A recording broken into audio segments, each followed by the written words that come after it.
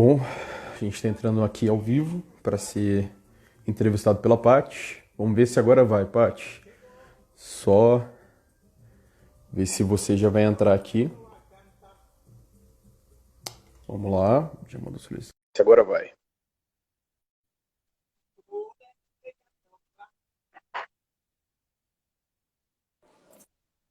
Oi, João! Aí, tá me E vendo agora? aí?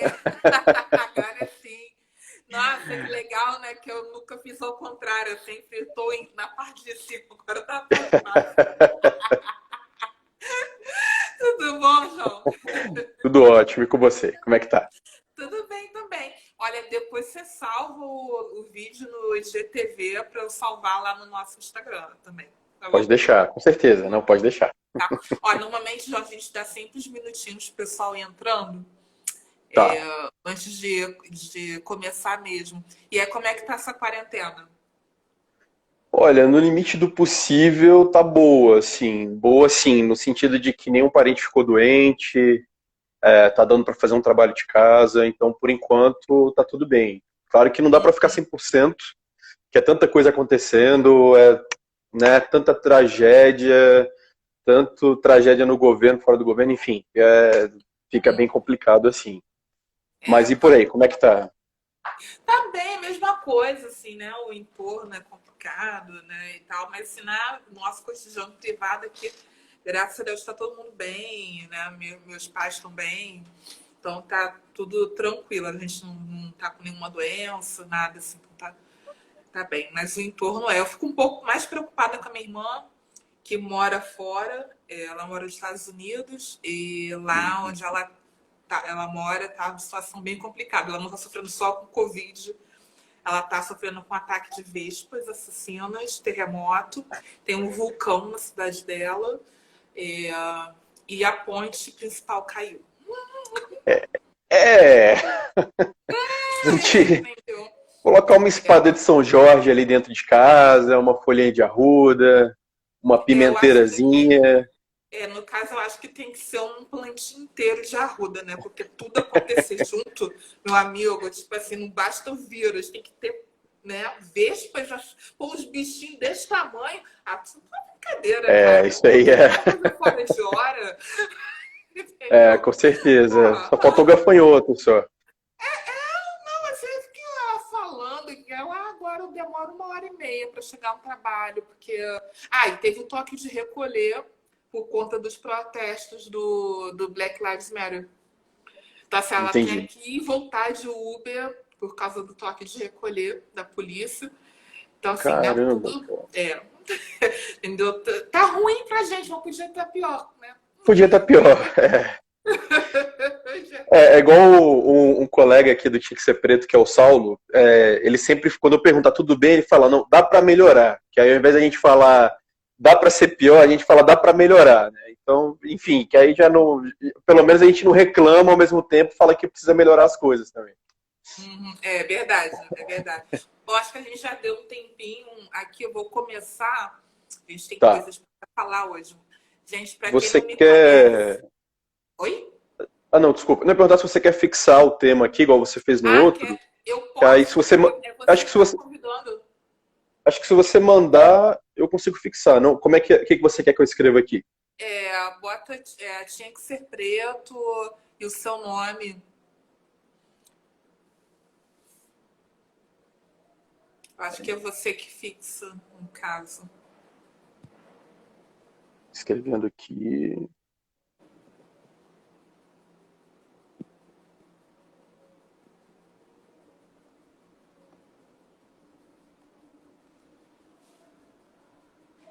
Pronto, foi. Né? Agora foi. Foi. Foi. Então tá, então vou começar oficialmente. Para quem não me conhece ainda. Olá, pessoal, boa noite. Meu nome é Patrícia Silva, eu sou funcionária do gabinete da direção do IFIX, que é o Instituto de Filosofia e Ciências Sociais da UFRJ. Eu trabalho diretamente com a professora Suzana de Castro, que é a nossa atual diretora. Eu estou coordenando uma série de lives, né, nesse período de quarentena sobre temas diversos e sobre as pesquisas dos nossos alunos de pós-graduação. Nosso convidado de hoje é o João Neto, que é pesquisador e idealizador do canal Tinha Que Ser Preto, e que fica no YouTube, né? Tem um canal no YouTube, não é, João? Não, A gente tem, mas não tá, a gente não tá postando vídeo ainda, tá só no IGTV por enquanto. Então tá. Então tem uma página no Instagram e uma página no Facebook, que foi onde eu inicialmente conheci o trabalho dele. Nós o convidamos em virtude do sensacional trabalho que ele faz em relação à divulgação da população negra, dos heróis negros, da personalidades negras, a versão da história contada a partir dos olhos e vitórias da população negra. Então, João, eu gostaria muito de agradecer a sua participação aqui hoje. Fiquei muito feliz com o aceite do seu convite, do nosso convite para você. Imagina, Paty, o prazer é meu de estar aqui falando em nome do Tinha Que Ser Preto. Eu acho que coisa boa sempre tem que misturar com coisa boa, e essa página de vocês também é uma página extremamente interessante, é algo extremamente importante, e eu acho que todo mundo, em todos os tempos, fala isso, né? Mas mais do que nunca a gente precisa se fortalecer de todas as formas possíveis. Então, o prazer é todo meu. João, olha, para a gente começar, sempre pergunto para os entrevistados falarem um pouquinho em si, da sua trajetória pessoal, sua trajetória profissional. Então, foi até a gente conversando, né, para acertar a divulgação da live. Eu, na verdade, eu não sou historiador, eu só sou pesquisador mesmo. Eu sou formado em publicidade, em comunicação. Formei em 2009, lá em Minas Gerais. Eu moro em Brasília hoje. E eu trabalho com comunicação desde então, assim. Trabalhei sempre com redação, sempre tive uma paixão pela escrita e pela leitura também. E chegou um determinado momento que eu pensei o que eu poderia aproveitar dessa minha vida profissional, dessa carga profissional, para somar no ativismo, né? E foi aí que surgiu o Tinha Que Ser Preto em 2015 ainda. Foi lá no meio de 2015 que eu comecei a fazer umas pesquisas sobre o que eu gosto de chamar de os primeiros pretos e as primeiras pretas, que seriam o quê? Seriam as pessoas que foram protagonistas, que foram pioneiros na história e quebraram aí paradigmas, né? Como Adhemar da Silva, Carolina de Jesus, dentre outros. Então, eu tentei juntar um pouco a técnica de escrita com a pesquisa que eu sempre gostei de fazer, e aí nasceu o Tinha Que Ser Preto. Uhum. Há quanto tempo você faz o trabalho do Tinha Que Ser Preto? Vai completar 5 anos. Eu comecei sozinho, mas eu realmente acredito no poder do coletivo, e sempre que eu podia, eu trazia alguém junto. Eu falava, você vai vir comigo aqui, você vai ajudar. Aí a pessoa falava, eu não sei o que eu posso ajudar. Eu falei, qualquer coisa que você fizer, você já vai estar ajudando. Então já está ótimo já. E já vão completar 5 anos já. Acho que vai ser agora em julho. No final do mês, mais ou menos. Que eu comecei pouco depois do meu aniversário, eu comecei a escrever e publicar. Em 2016, a gente migrou para o Facebook, porque antigamente era só um Tumblr, né? Começou como um Tumblr, na época o Tumblr estava bombando ainda e tudo mais. E depois o Facebook é que a gente conseguiu ter uma interação melhor com as pessoas. E principalmente também a gente conseguiu ter indicações, as pessoas conseguiram se expressar para mostrar se aquele projeto estava tendo uma importância ou não. Aí agora, em 2019, que a gente veio para o Instagram, tá migrando o conteúdo, acho que algumas postagens continuam acontecendo no Facebook, de fotos, de registros, mas a gente concentra mais no Instagram hoje em dia, mais por questão de público mesmo, né? As pessoas saíram um pouco do Facebook porque tá muito pesado, tá muito sobrecarregado assim, enfim, do que a gente não quer. A gente realmente cria o conteúdo pensando no nosso público, e nosso público é o povo preto. Então, obviamente, a gente tem que fazer um trabalho de educação racial, de educação antirracista como um todo, mas principalmente focando em fortalecer a população preta. Então, Normalmente na página a gente não se preocupa em bater boca com hater, né, com troll, com nada disso. A gente já bloqueia logo de cara e foca em responder uma mensagem de uma seguidora ou um seguidor e tentar divulgar também outros projetos, outros trabalhos que o pessoal volta e meia pede pra gente, fala, divulga no story, a gente vai lá e divulga para crescer todo mundo junto, assim.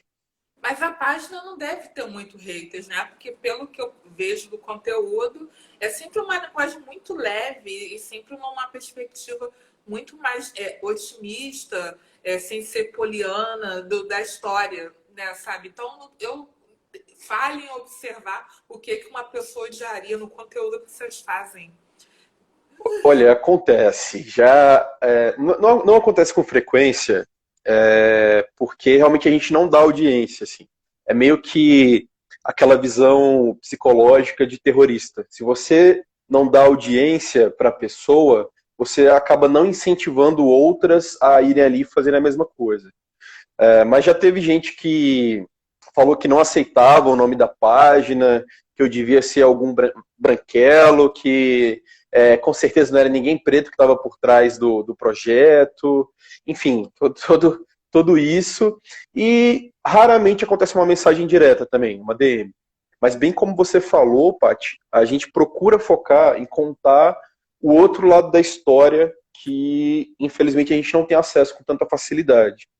Que é o quê? A representação do povo preto sem ser nas pinturas como escravizados, como escravizadas, né? Mostrar que a nossa contribuição foi muito além disso, claro, sem apagar tudo isso, toda a escravidão, tudo que aconteceu, porque isso é uma marca na nossa história que tem consequências até hoje.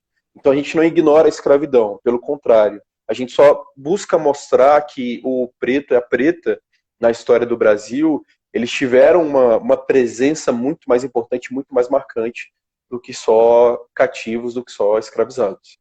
Não, e é importante também quando vocês constroem e reproduzem a história dessas personalidades, criar uma representatividade, especialmente para jovens e crianças em formação, né? Para eles que eles consigam obter heróis e exemplos, né?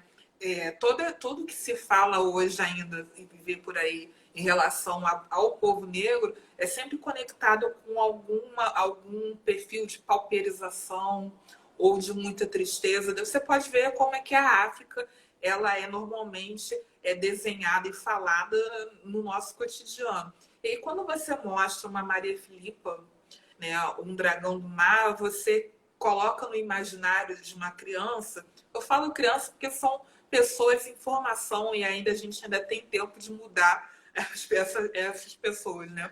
E é para Claro. isso que o adulto serve, né? Para educar crianças.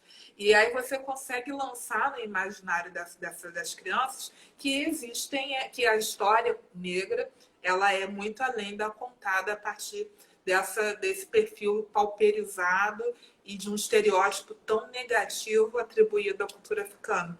Então, eu acho fantástico o trabalho e esse esforço que vocês fazem, né? E aí, João, você disse que começou sozinho, mas hoje você tem uma equipe? Hoje nós temos aí na linha de frente 4 pessoas, que é a Yasmin, o Saulo e o Wilk. A Yasmin e o Saulo são ilustradores, o Wilk ele ajuda também na produção de conteúdo, ele fez algumas lives já pra gente, a Yasmin também. Nós temos a Laila, que ela também participa, ela normalmente ela faz mais a parte de social, que é o quê? Ela tenta entrar em contato com determinados perfis, mandando o perfil do Tinha que Ser Preto, exatamente para divulgar mesmo. E isso foi bem forte no começo, assim.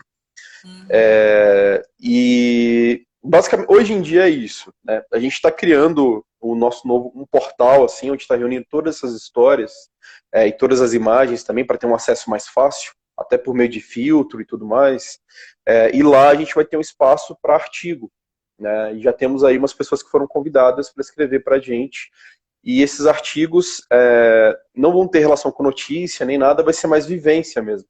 Vai ser vivência de como é ser preto LGBTQI, de como ser um preto no meio acadêmico, uma preta viajante. Então, vários cenários diferentes, assim, para trazer um monte de reflexão. Muito Até como eu legal, comentei, muito bacana. Muito bacana. Eu acho também, o João, que isso ajuda a fortalecer a comunidade, né? Aquela questão do black money, né? Vamos comprar entre a gente para fortalecer a gente, né? O povo judeu, se não me falha a memória ou falha os dados, eles fazem isso há anos, né? Na comunidade interna, eles compram e consomem entre eles e a gente ainda está estrangulando e reproduzir esse padrão para nos fortalecer. Isso eu acho que é uma boa, excelente iniciativa. E também, João, eu sei que você é publicitário de formação, mas assim, para você conhecer essa galera toda que você falou nos vídeos, nos posts, você teve que correr atrás. Como é que foi a formação para você fazer esse trabalho de divulgação das personalidades negras? então, dá um senhor trabalho mesmo, assim, para buscar todos esses perfis, principalmente por causa da desinformação. Acho que a desinformação é uma das principais barreiras que a gente tem. E essa desinformação ela acontece de duas maneiras. A primeira é simplesmente por não encontrar registro, não ter registros mesmo, assim, de Lima Barreto, fora, claro, as escritas dele, algumas poucas fotos que a gente encontra.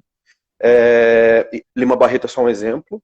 E outra parte dessa desinformação é a propagação de meio que umas fake news históricas, assim, vamos dizer. Que seria o quê? Seria associar, foi até um vídeo que a gente fez, associar uma foto a Maria Filipa, por exemplo. Então a gente tem que ter um cuidado muito grande, um filtro muito grande antes de postar qualquer coisa, porque a gente precisa trazer um conteúdo verídico, um conteúdo que foi pesquisado. Então algumas pessoas já comentaram, poxa, mas vocês postam só 2 fotos por dia, às vezes é uma foto, às vezes não tem nenhuma. Aí o que eu tento explicar olha, é porque é um trabalho muito minucioso. Quando eu encontro uma informação do tipo que a Edneia Alves, que foi a primeira engenheira negra do Brasil, quando eu coloco uma informação de que, não sei se você já sabe, já viu isso na página também, que a gente postou tem pouco tempo, que ela era uma única mulher que coordenava ali as obras, né?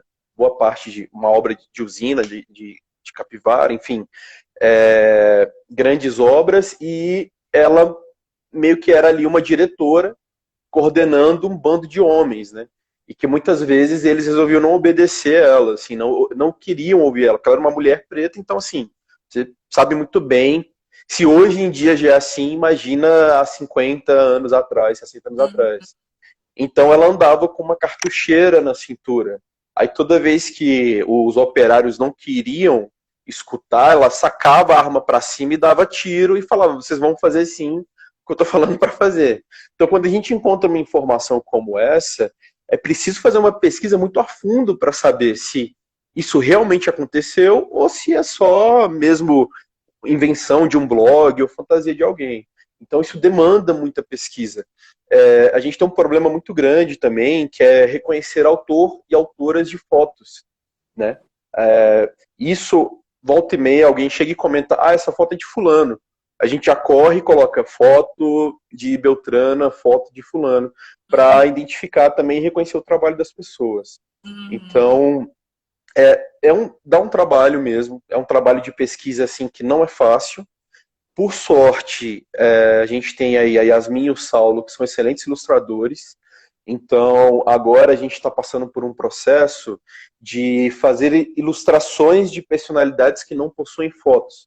Né? A gente fez aí recentemente agora do Yasuke, eu não sei se você viu, que foi o Yasuke, ele foi o primeiro samurai estrangeiro e primeiro samurai negro também, se não me engano, primeiro e único, eu não tenho total certeza, né, sobre se ele foi o único, mas isso ainda no período do Japão feudal. A história dele é uma história extremamente interessante, está sendo filmada, o protagonista até, esqueci o nome do ator que fez Pantera Negra, um ator maravilhoso, assim, repleto de trabalhos sensacionais. Então, a gente fez uma ilustração do Yasuke para as pessoas poderem ter uma fisionomia, ter uma imagem assim. Isso fortalece muito o interesse sobre a história, Porque a leitura, ela é muito boa porque a gente consegue imaginar as coisas. Mas quando você tem um norte ali, você vê um rosto, você vê uma feição, isso transforma o seu interesse na história, transforma o seu interesse ali na vida daquela pessoa. Então a gente tem esses desafios de encontrar conteúdo, encontrar imagem, verificar se é real, verificar se aquilo realmente existiu, se aquela imagem é relacionada àquela pessoa e trazer para todo mundo aí que acompanha a página. Não, especialmente porque a gente não tem registros focando personalidades negras em situação de sucesso ou vitória, né? E ainda fica mais complicado. Eu, por exemplo, eu fiz toda a minha formação acadêmica na área de educação e só quando eu cheguei no doutorado que eu vim a conhecer a Virginia Leone Bicudo, que foi uma das autoras que ajudou muito na minha tese, sabe? Na verdade, ajudou pra caramba a entender como é que funcionava o racismo na escola e tal. Mas ninguém tinha me apresentado ela. Eu não conhecia como essa mulher contribuiu para a psicanálise no Brasil. Sabe, ela foi a primeira psicanalista negra do Brasil. Se não me engano, ela foi a primeira psicanalista do Brasil a não ser formada em psicanálise, de tão grande que foi a contribuição dela, né? Então, isso é dos aspectos que eu gosto bastante dessa página, é conhecer personalidades que remetem à minha origem racial, né? E que eu não tive como, não conheci por motivos diversos, né? E aí eu queria te fazer uma pergunta para te deixar bem assim, um lugar bem meio desconfortável. Eu queria perguntar qual é a história Eita. que você mais gostou de ler, porque eu vou fazer essa pergunta. Qual é a tua preferida? Pois é. Então, olha, isso é bem complicado mesmo, porque Eu fiz de propósito. sendo bem honesto com você, boa parte das histórias que eu pesquiso e que eu leio, elas acabam me emocionando também. Eu fico emocionado quando eu leio e quando eu escrevo. Porque, cara, é tão absurdo a gente não conhecer Virginia Bicudo, né? Como o exemplo mesmo que você deu, um exemplo excelente. A importância dela na psicanálise e até você falou sobre o pioneirismo dela, ela também foi a primeira não médica a ser considerada psicóloga, né? Psiquiatra, se eu não me engano. Porque naquela época só quem era médico é que poderia receber esse título. E ela ainda nem era médica e ainda assim fez um estudo sensacional a respeito.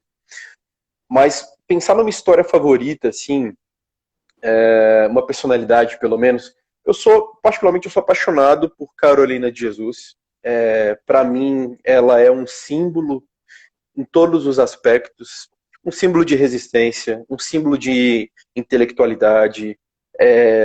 Eu acho que, por mais que a gente não deva romantizar os apertos, né, que o povo preto passa, principalmente as mulheres pretas, com a ideia de falar, elas são fortes, elas aguentam tudo, mas eu acho que ela é um exemplo de força, assim, porque no livro, em especial no principal livro dela, vamos dizer assim, Quarto de Despejo, a gente consegue conhecer Carolina como se ela estivesse sentada do nosso lado. Assim. Então, a gente vai lendo o diário da vida dela, a gente vai lendo as lamúrias da vida dela, e principalmente a gente consegue ver ali uma pessoa que teve coragem de denunciar tudo aquilo. A ousadia da Carolina em viver numa favela, e no sentido favela, assim, era aquela ideia de favela de invasão, mesmo de despejo, né? Como o próprio nome do livro diz, é algo sensacional. Então, eu acho que é impossível conhecer a história de Carolina de Jesus e não se apaixonar por ela também. Eu acho que, para mim, ela é sensacional. Assim, de tudo que ela passou, tudo que ela viveu, da forma como ela conta a história e principalmente da ligação dela com a ancestralidade, né? Que pouca gente sabe, mas o avô dela foi uma inspiração muito forte para ela. E o avô dela ele era um ex-escravizado e passou muito da cultura afro para ela, assim. Então, o orgulho que ela tinha em ser uma mulher preta, toda a força que ela tinha é algo inspirador. E ao lado dela, deixa eu pensar aqui, eu acho que eu vou trazer o Milton Santos, que é um cara sensacional. Eu lamento muito uma coisa que acontece no Brasil, mas isso não é nem culpa só do povo brasileiro também, isso é de todos nós, né? Isso também influencia mídia, influencia cinema, influencia tudo, né? Tudo que a gente consome à nossa volta, que é as pessoas não conhecerem o Milton Santos como deveriam conhecer. Né? Milton Santos, ele foi um geógrafo que também estudou direito, que era um pesquisador, foi uma das mentes mais brilhantes que a gente teve na história do Brasil, somente do Brasil moderno. E ele recebeu um prêmio, foi o Vantril Lud, que é aí considerado o Nobel da Geografia. Né? Não existe Nobel da Geografia, mas se existisse, com certeza Milton teria recebido. E Milton Santos, ele sofreu perseguição no período da ditadura militar. Assim que a ditadura militar estourou, ele estava num cargo de confiança do ex-presidente Jânio Quadros. Ele até achou que ia poder atuar, fazer transformações no governo, mas o governo do Jânio Quadros foi muito curto e ele acabou sendo preso logo que teve o golpe, né, da ditadura militar.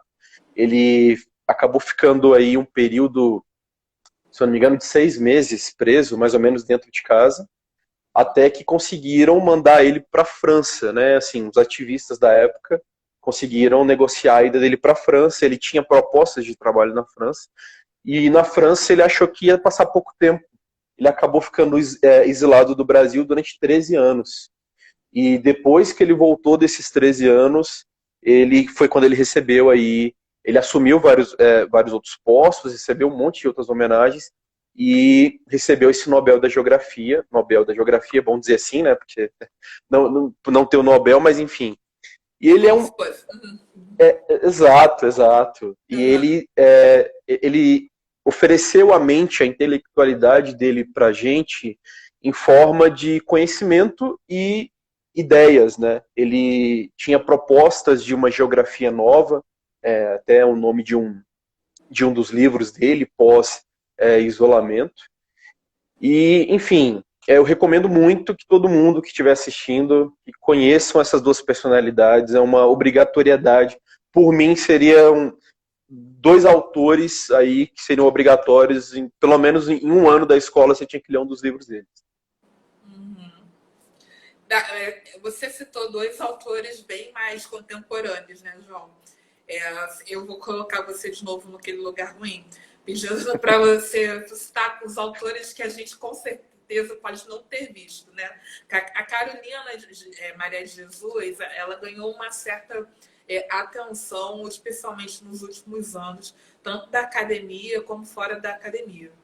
Tem muitas pessoas brancas e não brancas estudando a vida e obra de Carolina Maria de Jesus em diversas vertentes, na filosofia, nas ciências da literatura e tal. E o Milton Santos, ele é basicamente ele é um teórico básico para qualquer pessoa que faça geografia hoje no Brasil. Ninguém não consegue fazer geografia sem passar os olhos em Milton Santos, eu até diria ciências sociais também. Né? Aí eu vou perguntar para você sobre as personalidades lastrais, sabe, que te chamaram a atenção. Eu tenho algumas. Até a gente pode até falar depois algumas, mas assim, queria saber de você que viu todas, quais são aquelas todas não. Olha a pressão aí. Eu tô aqui para isso, João. Tá bom, já que você abriu essa porta, então eu vou te falar mais de 2, então. Acho que a gente pode começar aí, voltando bem no tempo, por Teresa de Benguela. Teresa de Benguela foi uma rainha quilombola que conseguiu manter o quilombo do Quariterê em segurança durante mais de 20 anos. E eu acho que além disso, além da segurança durante esses 20 anos, ela criou, não que os outros quilombos não fossem excelentes estruturas de sociedade, mas ela conseguiu criar um método de sociedade que basicamente só viria a surgir anos depois, né? Ela tinha um conselho onde ela se reunia numa sala específica para um conselho. Ela pegava os grilhões, né, dos ex-escravizados e transformava em ferramentas agrícolas, assim, quando ela podia usar ali no plantio. E desse plantio, o que eles não consumiam, eles vendiam para áreas externas, assim, para contatos externos, e o mesmo valia para as roupas também. Eles faziam as próprias roupas, eles tinham tiares lá onde eles desfiavam todo aquele processo manual de fazer o algodão, de pegar o algodão, fazer ali o material para produzir a roupa, e eles usavam essas roupas e vendiam também. Então eu acho que Teresa é um nome que eu adoro, é um nome que eu acho lindo e que eu acho que a história dela, a força dela é um outro exemplo. Inclusive... Eu também amo esse nome, Teresa de Benguela. Eu acho que passa uma conotação de força, sabe? Força. De guerra, de luta. Eu sou apaixonada por esse nome. Acho lindo. E é até importante a gente salientar que o marido dela, ele foi morto pelas autoridades da época, era o Piolho, e tanto que o Quilombo era Quilombo do Piolho, né? Só que aí depois que ela assumiu que o nome mudou, ainda ficou conhecido como Quilombo do Piolho também, mas depois que ela assumiu, enfim, ela mostrou todo esse poder pós-luto ainda de conseguir guiar um quilombo aí durante 20 anos, onde viviam pretas, pretos, indígenas, todos refugiados aí da opressão da época. E Teresa de Benguela, ela teve um trabalho ali na área do Mato Grosso, né? Foi a área dela. Se eu não me engano, sim. Eu acho que sim. Tá vindo Ceará na minha cabeça, mas eu acho que é Mato Grosso, sim. Vou dar uma pesquisada depois para não trazer fake news histórica aqui para você, falar de região errada, mas eu creio que sim. Eu creio que sim. E ao lado dela, eu acho que vale destacar também, que é um nome que você já disse aqui, que é Maria Filipa. Eu tenho para mim que Maria Filipa era assim, primeiro que ela devia ser uma ótima companhia para você sentar numa mesa de bar e conversar. Nossa.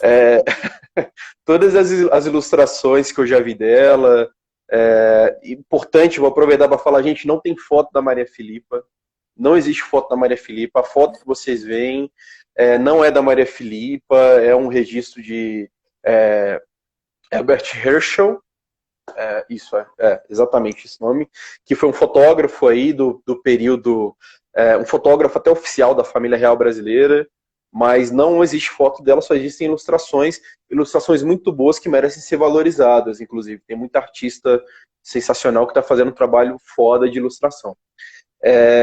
Mas por esses desenhos, por essas interpretações da Maria Filipa, eu tenho a impressão de que ela era, primeiro, uma mulher forte, nos dois sentidos, fisicamente e espiritualmente também, e segundo, que ela começou basicamente como olheira na luta da independência da Bahia, que eu tô até trazendo ela exatamente por isso, porque agora em julho a gente teve aí a comemoração da independência da Bahia, foi uma luta aí contra os portugueses, e ela teve um papel de destaque muito grande nesse período, exatamente pela figura dela. Ela começou como uma olheira, ela ficava observando quando os navios iam se aproximar, enfim, quando poderia ter um suposto ataque. E depois disso ela passou a liderar a própria infantaria. Então ela chegou a liderar aí 200 mulheres. Era uma mistura, na verdade, entre homens e mulheres, mas eram majoritariamente mulheres que ela liderava na batalha mesmo, na luta frente a frente. E tem uma história muito boa da Maria Filipa, não sei se você já viu aqui na página, que é da surra que ela deu nos portugueses. Você já viu que ela reuniu um grupo de mulheres, tinha umas embarcações ali, próxima à praia, e ela reuniu um grupo de mulheres que atraíram os portugueses até a praia mesmo, seduziram eles, fizeram eles tirarem toda a roupa, e assim que eles tiraram a roupa, elas deram uma surra neles de cansação, que é uma planta mais forte que urtiga, que dá uma sensação de queimação mesmo. deram uma surra boa em todos eles achando ali, né, que iriam se dar bem, e quem se deu bem foram elas, na verdade, que quiseram dar uma surra bem dada neles. Enquanto isso, outra parte do grupo incendiava os navios no fundo. É uma parte da história dela aí que eu acho sensacional. É Eu uma acho figura belíssimo. é uma figura muito forte. Teve uma pessoa aqui que falou, que acho que foi a Cláudia, que ela falou da Antonieta de Barros. A Antonieta de Barros também é sensacional, primeira deputada negra brasileira e primeira deputada mulher ali de Santa Catarina. Eu até não falei dela porque ela também já é um pouco mais recente. Da Antonieta de, fora Antonieta de, assim, só para destacar, a Antonieta de Barros é sensacional também, tá, gente? A história dela é magnífica. Fora Antonieta de Barros, ainda na área de literatura, eu acho que é muito importante destacar a Maria Firmina dos Reis, Uhum. que foi a primeira romancista brasileira e a primeira romancista abolicionista brasileira também. E ela merece um destaque muito grande, porque Maria Firmina dos Reis ela tinha uma visão muito à frente do seu tempo. Para você ter uma ideia, ela criou a primeira escola mista do Mato Grosso, acho que era do Mato Grosso também. Eu posso estar confundindo aqui, mas não dá para olhar no celular agora, né? Que eu estou na live, não dá para confirmar. Uhum. Mas é Tranquilo. porque é muita gente e acaba fugindo assim. Não, tranquilo. É, Fala. ela criou uma escola mista, tanto que foi um escândalo na época e a escola acabou sendo fechada por causa disso. Mas ela era uma pessoa extremamente à frente do seu tempo, autora de uma obra sensacional também chamada Úrsula, onde ela traz ali a presença, denúncias sobre não só o racismo, mas sobre a escravidão também. Então, acho que ela é uma figura importantíssima. E até aproveitando para falar, vou soltar um spoiler aqui, que a gente agora está fazendo alguns vídeos, né? E o próximo vídeo a gente vai falar sobre o embranquecimento histórico. E a Maria Firmina dos Reis, ela sofreu com isso também. Tem uma ilustração, se nesse momento, agora não, gente, para ninguém sair da live, mas se as pessoas jogarem Maria Firmina dos Reis no Google, elas vão ter um resultado que é uma ilustração de uma mulher assim olhando meio que de lado, com coque na cabeça, com os cabelos mais alisados, com um pingente no pescoço e uma roupinha de época. Só que aquela não é Maria Firmina, aquela é uma outra autora, uma autora gaúcha, é Maria, esqueci o sobrenome dela agora, mas é Maria alguma coisa, e ela era branca, então a Maria Firmina dos Reis muitas vezes é retratada associada a essa imagem, então não é ela também. Infelizmente, temos apenas ilustrações da Maria Firmina e um busto dela também, próximo a uma pracinha ali, onde reúnem informações sobre ela. Você pediu perfis, eu tô te soltando aqui um monte de gente Não, aqui. tranquila, mas sabe o que eu tô pensando desse que você tá falando? Cara, é que as fotos da Maria Filipa não são verdadeiras. Eu não sabia disso, estou chocada. Eu Não, achava que eram. Eu tinha reparado que quando eu coloco Maria Filipa no Google, vem umas fotos diferentes. E elas não uhum. combinam. E aí tem foto que. Opa, acho que você travou para mim aqui. Deixa eu ver se volta. Paty, tá me ouvindo? Ixi, deixa eu ver aqui. Travou para todo mundo aí também ou só travou para mim aqui?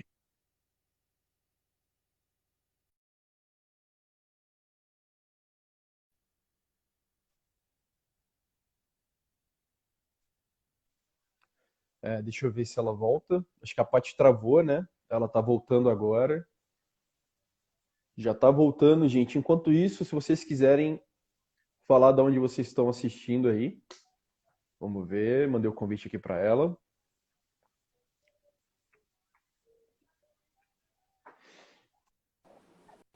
Acho que foi minha Voltou. internet, voltou. Ah, voltei. Voltamos. Minha internet caiu. Você Então, tá falando da então Maria assim, Filipa. da Maria Filipa, porque assim, quando eu coloco no Google e vem algumas fotos de Maria Filipa, e aí eu vejo que também ela é atribuída a Dandara dos Palmares, em algumas vezes. Maria Filipa. Não Maria É Filipe. Filipa, Jota. Maria É, Maria Filipe. Filipa. E aí, assim, eu já reparei isso, né? Agora, com você falando que não existe foto, eu fiquei bem chocada. Meu mundo meio que caiu, porque eu achava que aquela imagem que eu tinha visto era a Maria Filipe, que até é compatível com a descrição que é feita dela. Então, essa imagem que provavelmente você vê é de uma mulher negra de turbante, né? Com um olhar assim, sério, rente, e bem penetrante esse olhar dela também. Um dos nossos primeiros vídeos produzidos aqui no Tinha Que Ser Preto, a gente fez questão de desmistificar essa informação. Porque essa mesma foto, ela é associada a Maria Filipa, ela é associada a Dandara dos Palmares, ela é associada a Tia Seata também, e ela é associada a Luísa Maim, que é aí a mãe do Luiz Gama, né? Que é um grande abolicionista, duas figuras sensacionais da nossa história também. Então, é importante a gente destacar aqui que não existem registros fotográficos nem da Dandara dos Palmares e nem da Maria Filipa, e nem da Luísa Maim também, inclusive. Normalmente, alguns portais, algumas revistas, na boa intenção mesmo, não é nem a boa intenção ruim, é a boa intenção boa mesmo. Eles procuram usar essa foto, usar essa imagem, para tentar dar um rosto para elas. Particularmente, eu não gosto muito, exatamente por aquilo que eu te falei. A gente já tem um problema muito grande com a falta de identidade histórica. A gente tem um problema muito grande com a falta de representatividade. E quando a gente traz uma imagem que não pertence àquela pessoa, a gente acaba correndo risco ainda de ter a credibilidade daquela história ou daquela pessoa sendo questionada. Inclusive, essa foto, ela é capa de um livro do Abdias do Nascimento também. Essa mesma foto é capa de um livro dele. Eu tenho um livro aqui e eu esqueci o nome do livro, mas alguém talvez aqui no feed, na conversa, vai lembrar. Mas isso tudo se dá principalmente por causa do período ali em que elas viveram. A Maria Filipa, ela viveu ali no século XIX, se eu não me engano. Isso, acho que ela viveu no século XIX. A fotografia mesmo só foi ser inventada ali no finalzinho desse mesmo período, no meio desse mesmo período. Então não existia uma facilidade de fotos para todo mundo, né? A Luísa Maim, a mesma coisa. Ela viveu nessa mesma época também, final do século XVIII para o século XIX. Isso, obrigado, Lima. O genocídio do negro brasileiro. A mesma foto usada na capa desse livro. E a Dandara dos Palmares, então, nem se fala, ela viveu bem séculos antes, não existia possibilidade de foto naquela época. Como eu falei, eu entendo boa parte das pessoas usarem essa imagem. Eu só lamento porque, como eu mencionei antes, tem muita gente que faz trabalho bom por aí de ilustração, que você... Não, o quilombismo, a senhorita Belzinha comentou, o quilombismo é aquele da bandeira do Brasil com o rostinho triste. Mas também é um livro excelente, que virou até uma obra de arte. Uhum. Então, assim, eu entendo essa necessidade da gente tentar dar um rosto, né? Mas eu acho que vale muito mais você procurar uma ilustradora, um ilustrador, na medida do possível, ou replicar artes que já estão prontas por aí, do que usar uma foto. E é triste, na verdade, isso também, porque essa mulher que aparece no registro aí do Albert Herschel não tem nome, não existe nome dela. Então, ela tinha um nome, ela tinha uma história, ela tinha uma identidade que a escravidão roubou dela. Possivelmente ela era escravizada também, se eu não me engano, no registro tem lá que ela era escravizada. Então, quando a gente tira a identidade dela e coloca a identidade de outras mulheres, a gente está desvalorizando todas elas ali. Porque a gente está colocando 3, 4, 5 mulheres fodas da nossa história no mesmo balaio de gato, por assim dizer. A gente está reforçando, obviamente não com o mesmo intuito do racista, mas a gente está reforçando aquela ideia de que toda preta é igual, de que todo preto é igual. E a gente está apagando ainda mais a história dessa mulher. A gente está apagando ainda mais a história de vida dessa mulher que sofreu aí sabe-se lá quantos anos. Então, infelizmente a gente não tem fotos, mas a gente pode usar meios paralelos, né? Tem muita artista hoje em dia que procura fazer ilustrações, inclusive isso é um desafio maravilhoso, uma personalidade aí da internet, uma ativista negro, de fazer um convite para artistas para fazerem aí releituras de como seriam essas personalidades. Isso é uma iniciativa bacana. Não, é legal porque dá um gosto, né? Eu sou neta de filha de baiana, neta de baiano, e Maria Filipa em alguns cantos da Bahia, é tido bem como uma lenda, né? As pessoas não têm muita certeza da existência dela, né? E é legal assim, a gente conhecer como um registro histórico mesmo. Então, talvez por isso que a ilustração seja um aspecto importante para a gente dar um rosto à história. E é até legal você falar isso sobre a Maria Filipa ser tratada como um mito, né? Como uma lenda, assim. Isso se dá, eu posso apontar dois fatores para isso. O primeiro é porque normalmente um personagem histórico que não possui tantos registros assim, ele acaba por ser tratado como algo sobrenatural, né? Essa história mesmo dela incendiando os navios, né? Tem muita discussão em cima disso, se aconteceu ou não. Eu prefiro acreditar que aconteceu, que a ideia para mim de um monte de português tomando uma surra de cansação é sensacional, ainda mais sem roupa. E acho que você travou de novo agora, talvez. Espera aí, gente, só antes de continuar aqui. Paty, você tá me ouvindo? Deixa eu ver se volta. Espera aí, vai dar tudo certo, gente. Deixa. Vamos tentar de novo. Vamos lá. Enquanto isso, se quiserem falando aí sobre demais personalidades. Aliás, perdão, quiserem falando de onde vocês estão assistindo, enquanto ela volta, só para eu não ficar aqui só fazendo pose para vocês. Voltou o meu agora aqui. Vocês estão me vendo? Alguém pode confirmar? Ó, Laís do Rio de Janeiro. É, Vamos lá, vocês estão me vendo aí, gente? Deixa eu ver aqui.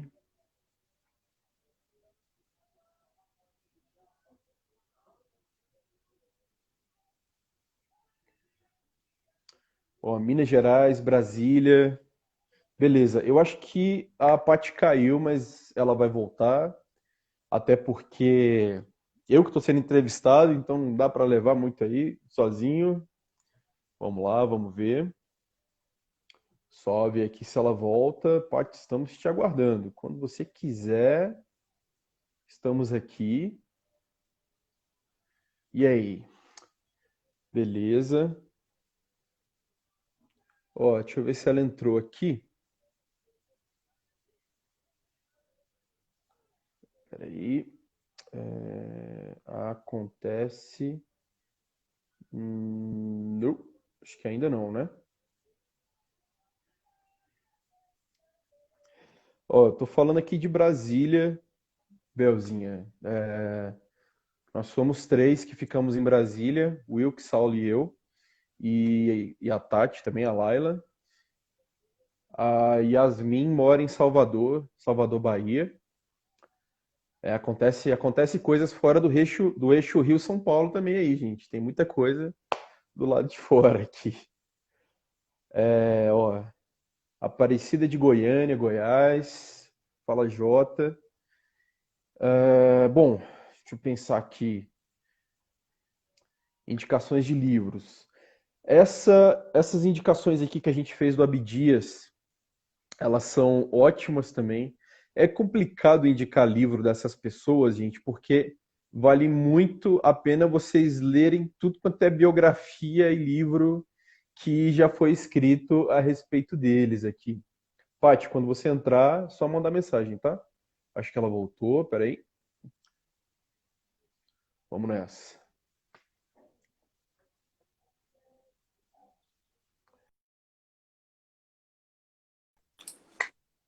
Oi, Voltamos? gente, desculpa, minha internet hoje tá caindo mais que o Neymar. É, eu tô aqui, eu tava falando mesmo, eu esqueci um pouco, eu tava tentando fazer um malabarismo aqui para distrair o pessoal e. A gente estava falando da Maria Filipa como lenda, né? Porque assim, eu sou Ah, neto e sim, filha de baiana. E aí eu sim. lembro das minhas tias falando de Maria Filipa como lenda. Eu não conhecia Maria Filipa como personalidade histórica. Eu só fui Em- conhecer mais velha. Né? Então, assim, é, algumas pessoas assim, de alguns cantões da Bahia acreditam que Maria Filipa talvez não tenha nem existido, né? Como se Maria Filipa fosse um ser mitológico. Não. é, não, na verdade, eu só ia complementar isso, até lembrei agora da fala anterior, que a falta de registro é um dos principais problemas que levam a isso, que é realmente a gente tem poucos registros. E, cara, assim, é uma coisa que eu vou falar que você, com certeza, melhor do que ninguém, entende, que é a questão do machismo histórico também. Porque, normalmente, as personalidades que são apagadas ou tidas como mitos, lendas, ou inexistentes, ou invenções, principalmente são mulheres. A gente tem Maria Filipa, a gente tem a Luísa Maim mesmo, que é a mãe do Luiz Gama, a gente tem a Dandara dos Palmares, que ela é mencionada em uma das primeiras vezes num romance, e a partir desses pontos, as pessoas elas tentam tirar essa credibilidade da participação histórica da mulher preta. Então, até isso influencia, né, no Hum, tipo de registro, assim, nessa tentativa de apagar a presença, né, de apagar a participação. No caso da Maria Filipa mesmo, tem um pouco mais de registro, assim. A Luísa Maim, que é a mãe do Luiz Gama, ela é mencionada uma primeira vez, se eu não me engano, num próprio texto do filho. O Luiz Gama faz uma descrição da mãe, ele escreve a respeito da mãe dele. Então, assim, você tem ali um filho que fala da mãe e ainda assim as pessoas tentam apagá-la, tentam desprestigiar a sua participação na Revolta dos Malês, né? Que foi é, uma revolta muito importante também, que não chegou a dar certo, que foram aí os muçulmanos, os pretos, os ciganos, eles se uniram ali para combater a discriminação e a repressão religiosa que eles sofriam, foram traídos, não conseguiram levar à frente a revolta, e a Luísa acabou sendo perseguida porque ela era uma espiã, ela trazia e levava informações e tudo mais, e ela acaba sendo apagada. Um outro exemplo disso é a própria tia Simoa. A tia Simoa teve uma participação importante na greve dos jangadeiros, né, que aconteceu ali no finalzinho do século XIX, que fez com que o Ceará fosse a primeira província a abolir a escravidão. Acaba que a tia Simoa, é claro que nem a tia Simoa, nem o José Napoleão, que era esposo dela, nem o Dragão do Mar, que é o Francisco do Nascimento, receberam o devido destaque. Mas, em especial, a tia Simoa ela é bastante apagada, né? Ela não recebe o devido reconhecimento. E foi ela e o José Napoleão, marido dela, que fizeram ali um primeiro movimento para parar o porto de Fortaleza. Então, a gente tem um problema muito grande, assim, da valorização da presença da mulher preta na a história. mulher preta na história não, além da questão de raça, a gente ainda tem perpassa a questão de gênero, né, o João? Exatamente. Não. Que pesa muito, assim, não tem nem o que dizer, né? É algo que, de uma forma ou de outra, tenta desmerecer. A gente sabe que, obviamente, não vou entrar a fundo em questões de gênero, em questões do feminismo e tudo mais, nem do africanismo, porque eu não pesquisei tanto a fundo, eu não sei nem falar tanto, então não quero falar bobagem. Uhum. Mas a gente sabe bem como que funciona a cadeia da nossa sociedade. A mulher preta, ela tá ali embaixo, tá na base. O homem preto, por ser homem, ele tem sim uma permanência um pouco acima, mas a gente sabe que ele não tá ali no topo da sociedade patriarcal. A sociedade patriarcal, uma vez, inclusive, numa conversa que eu tive com Rodrigo França foi que ela tem cor, ela tem sexo, ela tem idade, que é o velho, branco, heterossexual, é o topo dessa sociedade patriarcal, assim. E numa sociedade patriarcal guiada por esse perfil, infelizmente é algo corriqueiro que apague a presença da mulher preta, né? Que sempre tente relacionar com a mulher preta raivosa, a hipersexualizada, enfim, demais outros estereótipos aí que a gente tenta destruir todos os dias com história, com todas as formas. Verdade. Bom, João, nosso tempo está quase acabando. Eu não consigo nem ver o tempo, porque como é você que virou o host, eu Já não passou uma consigo hora? ver. Já? Não. É, eu acho que já está tendo uma hora, é quase uma hora. Então, Tá. assim, para a gente não fechar Tudo sem bem. se despedir, eu quero agradecer muito a sua participação aqui. Achei que foi muito enriquecedor. Eu peço desculpa à sua audiência e à audiência do IFIX também, por eu ter caído tantas vezes. A minha internet hoje ficou muito instável, normalmente não fica assim, mas não sei o que aconteceu hoje. Mas eu acho que mesmo assim a gente curtiu bastante tudo que o João conseguiu passar para a gente. Peço para vocês acompanharem a página dele, Tinha que Ser Preto Oficial. Tá aqui o nome no comentário fixado. Vocês vão aprender bastante e eu acho que é fundamental para a gente conhecer melhor a história do Brasil. Então, assim, novamente, obrigada. Desejo uma ótima noite a todos e a todas. E se cuidem nessa quarentena, gente, por favor. Pati, eu que agradeço o convite novamente. Eu achei nossa conversa muito boa. Espero não ter falado muito. Eu acabo falando Adoro. muito quando me empolgo. Acaba rendendo tudo aqui. Dar os parabéns de novo pelo perfil de vocês. Falar para todo mundo seguir também. Dá para seguir aqui clicando em cima, gente. 2 segundinhos, já chega lá, segue. Eu acho que a gente tem que se fortalecer de todas as formas. E uma página apoiando outra página. E a nossa união. Quando a gente fala que pretos no topo, né, pretas no topo, a gente está falando no plural, a gente está falando no coletivo. A gente tem que subir e levar o máximo de gente possível com a gente, para que essas outras pessoas levem o máximo de gente possível também, enfim, para fortalecer a gente. O adestrador Wilton está comentando que chegou agora, mas vai ficar salvo aqui no nosso perfil e no perfil também do Acontece. Acontece Então, no Fix. Gente, já também sigam o perfil do João, mas sigam também o perfil Acontece no Fix, tá? Nós também temos lives todas as semanas. Fiquem de olho na gente. lives excelentes, inclusive. Então tá, gente, ó. Boa noite e se cuidem. Tchau, tchau. Beijo. Prazer, Beijo. Paty. Tchau. Tchau, tchau.